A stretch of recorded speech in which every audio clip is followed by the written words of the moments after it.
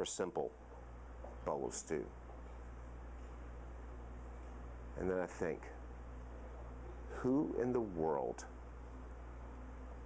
why in the world would you sacrifice all of your future, everything that you have, for a stupid bowl of stew? And I think, I always thought that was stupid. I always thought it was the craziest story, one of those crazy stories in the Bible that you don't understand. Why in the world would they put this in here? Other than Esau was stupid and it went to Jacob. Why would you put this in there? And then I thought, who in the world would trade their future for a bowl of stew? And I realized, I would. And you would. Because we talk about all of those things in our life.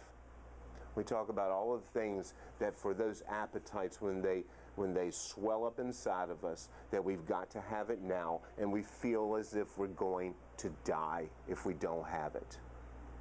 Think about the sacrifices that we've made, the things that we've bought that have put us in a financial place, our whole family's in a financial place, and we sacrificed our future for a bowl of stew. The cars that we bought, the houses that we had to have, all of those things we think about. We sacrificed our financial security. We sacrificed our families in so many cases. We sacrificed everything for a stupid bowl of stew. And I think about me. I always thought I was reasonably smart. And I think about all of the decisions that I've made. I could have been financially set at this point.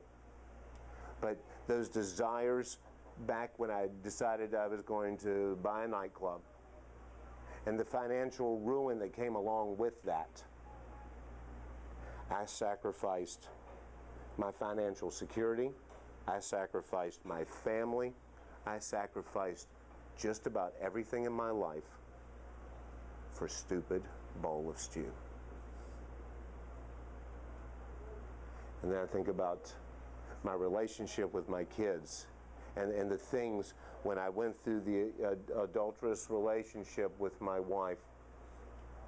And I think about all the things that I sacrificed for so many years.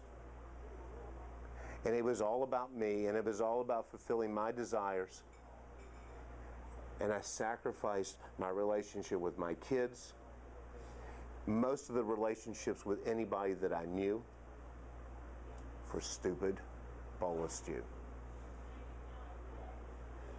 So what about you? We've all done it. We all have those regrets for those actions, for those appetites that swelled up inside of us that that we had to have. I got to have this or I'm going to die. If you haven't gotten there, you will. But I know in all of us, there is that tendency to go to that place. So what do we do about that? What do we do about those appetites that are a part of us, that God has given to us? What do we do about that? And Jesus gave us the perfect example, because at the cross, the night before when he was in the Garden of Gethsemane, the story is told in Scripture that he was down on his hands and knees, crying out to God, God, let this cup pass from me. Those appetites, those desires inside of him, they swelled up. He didn't want to do this. I wouldn't want to do that. So how did he do it? Because he was fully man and he was fully God. So he had that decision to make. In Hebrews 12:2 says everything. He says, let us fix our eyes on Jesus, the author and perfecter of our faith, who, for the joy set before him, endured the cross, scorning the shame, and sat down at the right hand of the throne of God. What did Jesus do? He reframed his appetites. He looked further than what that desire was down inside of him, and he saw what the future was. He saw what the results of his obedience to his Father was at that point. And I think, what if I could have gone back and I could have tapped Esau on the shoulder and I said, Esau, look, hey, any other day Esau wouldn't have been in this place. Any other day, if you told Esau you're going to sacrifice your future, he wouldn't have done it. But on this day, if I could have just been there and said, Esau, do you realize what you're giving up? Do you realize that you're sacrificing your future, your wealth, your legacy? Do you realize that you're sacrificing what is back in those days was the birthright, where God moved the blessing from the father to the eldest son? You're sacrificing all of that for a stupid bowl of stew. So the problem with our desires and our appetites is that we don't think about what the future holds.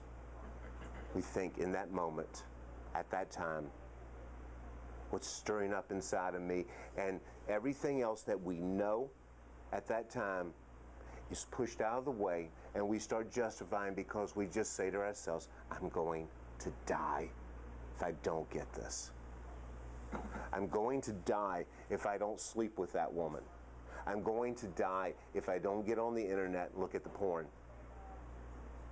What am I sacrificing? If we reframe all of that, I'm sacrificing a relationship with my wife. I'm sacrificing a relationship that God has out there for me. I'm sacrificing everything for what I need to reframe as a simple, stupid bowl of stew. So, today, I want us to look at those appetites that are inside of us. And I've got a few listed here. It could be food. For a lot of us, it's stuff, possessions, status, acceptance, sex. Here's one: winning the argument and always being right. As men, we like to do that, especially with our wives. I want to win the argument, and the hell with the consequences. I want to win. I want to be right. And it doesn't matter about my relationship. Appearance, fun, pleasure.